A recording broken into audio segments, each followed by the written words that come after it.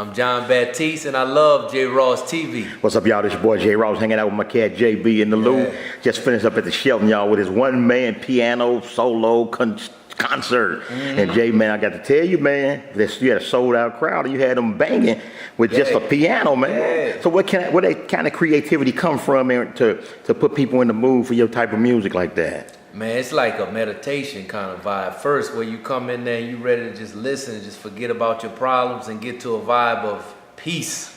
And then we start partying. We go through the full range of it. You know, we party, people cry. We play some songs that make you feel nostalgic. It's just, I want people to really feel something when they come to the concert. So, you know, the piano is an orchestra all in itself. Right. And I just think about how can I use the piano to tap into all of the emotions. And I draw from my own personal history in New Orleans. I draw from my heroes, you know, playing their music, reimagining their music. I draw from songs that I've written or taken elements and combined things that hadn't been combined before. You know, I might take some classical music and combine it with some blues or some rhythms, African rhythms, or some jazz. Monk's birthday was last week, so I played some Monk. Oh yeah. It's so much inspiration that I'm just trying to funnel into the show, and I think it inspires people when they come and see it. Yeah. Well, speaking of the show now, a lot of folks know you're the music director for the Late Night with Stephen Colbert. You be putting in work. So what's the difference in your mentality from when you putting the songs together in that arena to you being on the road by yourself? Oh man, that's a great question, because that was a whole shift. Because you playing music, first you got 500 people in the theater, and then you have millions of people at home, but they seeing the clip, and the people in the theater, it's like they watching the show, and the commercial breaks we playing. So I'm thinking of stuff that will work well in the show as interstitial music that matches with the topic of what's happening, or it just carries the energy. It's like carrying the energy forward so that it just propels into the next thing. But when the camera go off, I'm thinking of a song that not only does that, but shifts into a great live experience for the people that's sitting in the house, because their energy has to stay up too. So I'm trying to write stuff. I write a lot of the music that we play. I'm trying to write stuff that is like, it keeps a certain tone in the room. It's hard to even explain unless you're sitting in the room, because the room has a certain sound. The Ed Sullivan Theater is like a historic theater, and there's certain sounds that work, like certain frequencies. So I'm trying to keep those frequencies at all times. It's like a lot of low end, a lot of the horns, because the horns cut. The theater, the ceiling is very high. A lot of trumpet, saxophone harmonies. Certain tempos we don't play, like we don't play under about like 195 beats per minute. Just like certain things, I've come up with a formula, because we do it. This is my 4th year doing it. We do 200 shows a year, 200 days a year. We've done 700 shows already. Man. So now I'm like, I have like kind of almost like a formula. So I write 4 or 5 songs a day for the show, and then we also play covers. I do all kind of improv musical references to what Stephen is talking about in the monologue. Right. I mean, but man, at 700 shows a day, man, it's your turn to treat for dinner.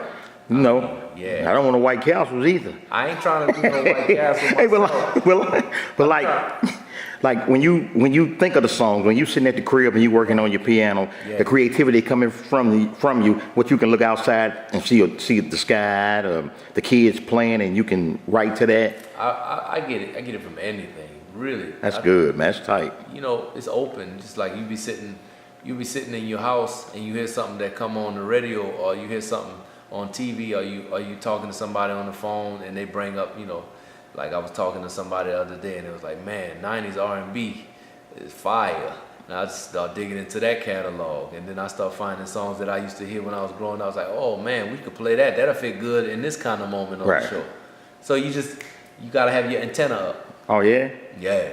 Yeah, that's tight, man. So like, now what's next for you, man? You got your CD out, man. You hitting all around the world. Wow. So we got the record out. Record came out top 10 on the Billboard. What's the name of the record, dude? Hollywood Africans, which is actually, it's the name of a Jean-Michel Basquiat He's a painter, a Haitian. Dude, we from the hood, man. We don't even know what you talking about.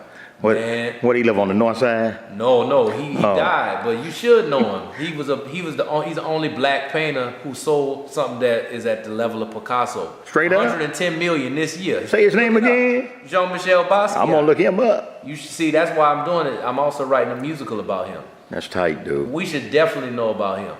Like he's basically one of the first people in the history of all art and painting that was black, that broke the door open in a way that's like, he was a street artist too. He did graffiti, spray painting. Yeah. He was in like the early 80s in New York, in the hip hop scene, in the punk new wave scene. He died when he was 27. That's why not a lot of people know about him. But people in the art world, he's a hero. Yeah.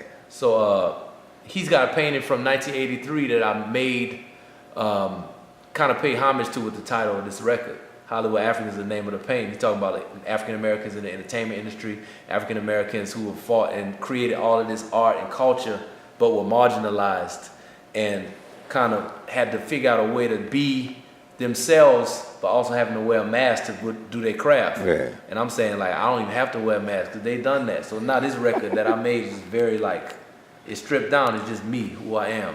At the piano, singing, just me. That's tight. So that's it. But let me ask you this, man. You got any encouraging words you can get like to the young cats coming up, man? Oh, yeah. To stay focused. Be yourself. Don't ever break the contract you have with yourself. The thing that you know is true to who you are and that makes you feel like you're doing your thing. Yeah. Stick to that. Even if it ain't working out at this point, you could always pivot. You got to know when to pivot, but don't ever just give up and quit being yourself to try to make something happen. Yeah. Because, I mean, I went through many years where it's like, I'm doing stuff and, you know, people like, man, why, you sure you want to do that? You sure that that's what you want to do? And for me, it's paying off now. Oh, yeah. That's the only thing I can say as advice. Stick to what you do, because that's what resonates with people. Yeah, see now, you, last question, because Melissa gonna kill me, y'all. She ready to go home. That's John's personal assistant, y'all. She over there. She over there sweating like I wish J. Ross finished up. It's time to go. Yeah. You know? Last question, then I'm gonna let you roll, man. For one's like, all right, you making paper now, you putting your money up. Tell cats, man, kind of give them an idea how to save, man, and quit spending everything they make on Jordans. Not Jordan, my boy, man. So, Man, Jordans are tight. Reeboks. I mean, I'll be honest. I'd spend a lot of money on shoes, but you gotta save. It's important. But see, you can afford it. Yeah. Now. Yeah. I think the key is to live within your means. Figure out what you essentially need every month. Like, what is the price of what you your essentials? What's the price of that? You see fried bologna, vest soda, bag of potato chips.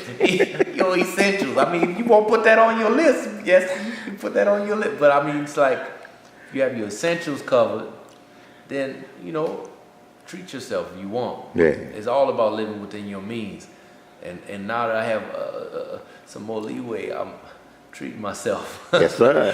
Hey, well, we gonna let you roll, man, because Melissa ready to bounce, and I know you tired, man. I appreciate it. Man, I'm always glad to see you. Man, want to give John a shout out, man. Been knowing this cat for years, man. Always have looked out for me when he was broke, y'all. So Yes. now he got some money. He's still the same with me, y'all. Yes. So this your boy J. Ross. We 10 million strong, and we gone. Peace.